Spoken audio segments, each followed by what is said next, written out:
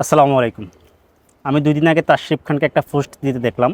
সে বলছে যারা বাজেভাবে ট্রোল করছেন তারা অন্তত এবার আপনারা যান, আমরা যাব না। দেখছিলেন জুয়েল ভাই? শুনছিলাম।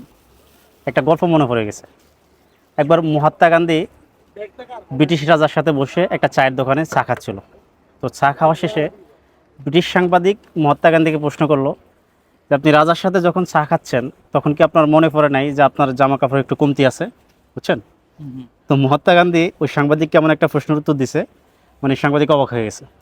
বলতেছে আপনার রাজা যতগুলো পোশাক পরছে, আপনার কি মনে হয় না অন্তত আমাদের 3 জনের পোশাক সে একা পরে ফেলছে? তো সে যদি 3 জনের পোশাক একা পরে তাহলে আমাদের তো অটোমেটিক পোশাক কমে যাবে। একদম। তাই এই জন্য আমরা যখন অন্যকে নিয়ে কিছু বলবো আমাদের প্রথম নিজের দিকে তাকানো উচিত। আমরা তাশরিফ খানকে, বেস্টার সুমনকে, তহিদ আফ্রিদিকে, ফারাজ করিমকে, আরও যারা মনা, আরও অন্য যারা কাজ করছে, আরও অনেকেই কাজ করছে, আমরা সবাইকে কিন্তু বিকাশ, ব্যবসায়ী, তারপর হচ্ছে ধান্দাবাজ অনেক কথাই বলছি। কিন্তু এরকম দুর্যোগ মুহূর্তে আমরা কিন্তু বাসায় বসে বসে এই সমস্ত কমেন্ট বা মন্তব্য করছি। কেউই আসে নাই ভাই, কেউ কিন্তু আসে নাই। কেউই আসে নাই। এবং এই জায়গায় না আসলে এখানকার বাস্তবতা বোঝা কোনোভাবে সম্ভব না। মুড়ি খাইতেছি এখন বাজে কয়টা, আর এটা বাজে মুড়ি আপনি খাইতেছি। ত্রাণ দিতে আসবেন, এমন পরিস্থিতি সৃষ্টি হবে আপনার নিজেরই ত্রাণ লাগবে। হ্যাঁ, এরকম অবস্থা।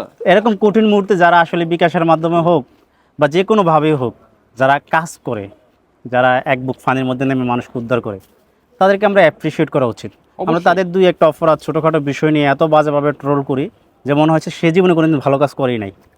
ঠিক আছে, তাশরিফ খান কিন্তু ওই অভিমান থেকে বলছে যে এবার আসবেই না, কিন্তু তারপরে দেখলাম একদিন পর সে কিন্তু নামছে। ভোট পাঠাইছে এবং নামছে।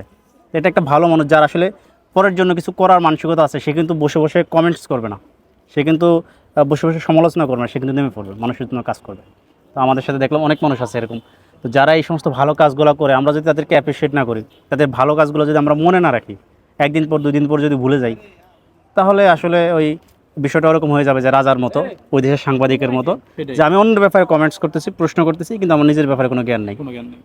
ভালো থাকবেন, সুস্থ থাকবেন। আসসালামু আলাইকুম।